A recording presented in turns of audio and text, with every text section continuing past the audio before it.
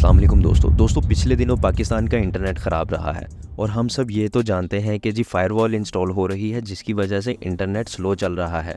लेकिन क्या आप सब ये जानते हैं कि ऐसी क्या ज़रूरत पेश आई कि हमें इतनी अर्जेंट फायरवॉल इंस्टॉल करनी पड़ी, और किस तरह से चाइना पाकिस्तान की मदद कर रहा है ये फायरवॉल इंस्टॉल करने में, और इस फायरवॉल को कैसे PTI के ख़िलाफ़ इस्तेमाल किया जा सकेगा। आइए जानते हैं ये सब इस वीडियो में। दोस्तों, पाक चाइना दोस्ती अपनी मिसाल आप है, जहां चाइना ने पाकिस्तान की इकोनॉमिकली और इंटरनेशनल फॉर्म्स पर मदद की है, वहां पाकिस्तान भी इंटरनेशनली चाइना के हर डिसीजन को स्टैंड करता है और सपोर्ट करता है। अब चाहे वो UN का कोई मीटिंग हो या सिक्योरिटी कौंसिल का कोई इजलास, पाक और चाइना शाना बशाना खड़े नज़र आते हैं। चाइना अक्सर पाकिस्तान की कई स्ट्रक्चर और आर्किटेक्चर प्रोजेक्ट्स का हिस्सा भी रहा है, और CPEC जो कि $62 बिलियन का प्रोजेक्ट है, पर अब पाकिस्तानी गवर्नमेंट चाइना के नक्शे कदम पर चलकर एक नए पहलू की तरफ जा रही है, और ये है कि अपने मुल्क के लोगों की ऑनलाइन मौजूदगी पर नज़र रखना और इस पर कंट्रोल करना। जी हाँ दोस्तों, पिछले कुछ दिनों में जो बातें हम महज अफवाह समझकर टाल रहे थे, अब वो हकीकत का रुख ले रही हैं। ये मसला तब शुरू हुआ जब 9 से 10 अगस्त के दरमियान पूरे मुल्क में इंटरनेट स्लो होना शुरू हो गया।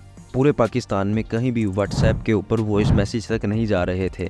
अब सारिफीन जोंग, PTCL और दूसरे नेटवर्क को फ़ोन करके बुरा भला बोल रहे थे, और वो लोग जब अपने सिस्टम से चेक करते थे तो वो सारिफ को यही बोल रहे थे कि हमारी तरफ से सब सिस्टम ठीक है।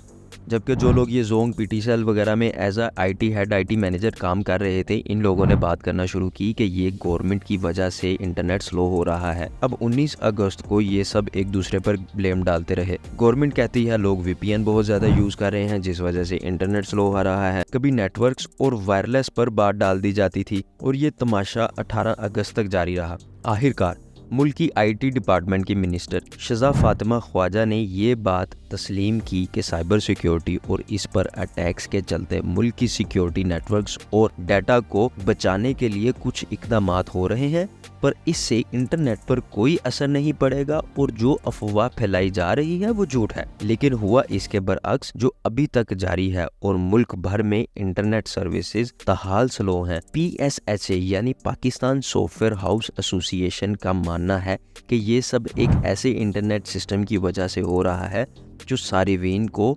महदूद कर देते हैं इंटरनेट पर, और गवर्नमेंट को उन पर नज़र रखने का मौका मिल जाता है कि जो कि प्राइवेसी और सेल्फ लिमिट के लिए ख़तरनाक बात है।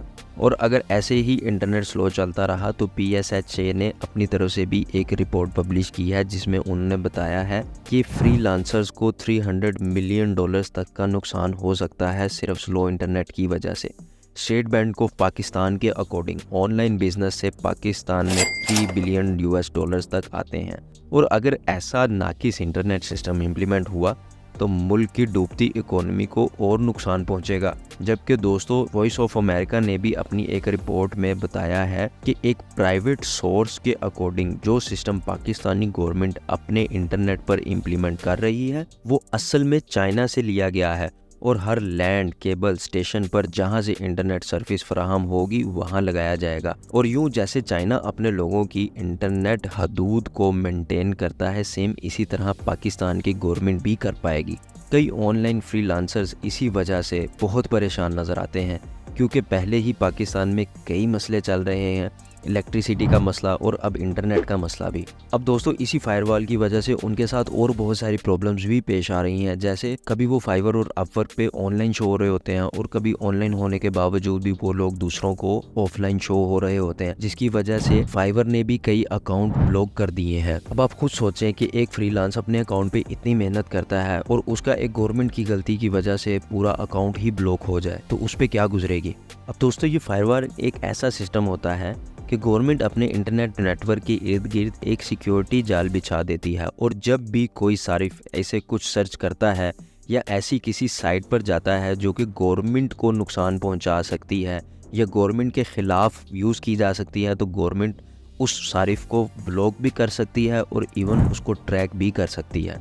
कई लोग इस बैन को पॉलिटिकल स्टांस का नाम भी दे रहे हैं, जो कि 2 फरवरी के बाद से शुरू होता दिखा, जब ट्विटर, जो कि अब X के नाम से मौजूद है, उस पर इमरान खान के सपोर्टर्स को ब्लॉक किया जाने लगा, यूँ गवर्नमेंट का ऐसा सिस्टम इम्प्लीमेंट करना समझ भी आ रहा है कि वो ऐसे मुल्क में एक पॉलिटिकल पार्टी को आसानी से खामोश भी कर सकते हैं और कई प्रोटेस्ट और धरने को शुरू होने से पहले ही ख़त्म कर सकते हैं। कई गवर्नमेंट वर्कर्स और सेनेटर्स इस बैन से खुश भी नज़र आ रहे हैं और ये उनका ज़ाती मामला है। और हम इन चंद बैन सपोर्टर्स की वजह से इन 25 लाख फ्रीलांसर्स को नज़रअंदाज नहीं कर सकते जो कि बेरोज़गारी की दहलीज पर बैठे हैं। आज सिर्फ हमारी यूथ की मेहनत और स्ट्रगल की वजह से पाकिस्तान एक IT हब है, और अगर ऐसे हब को इंटरनेट पर महदूद कर दिया गया तो ये अपने पैर पर कुल्हाड़ी मारने वाली बात हो जाएगी।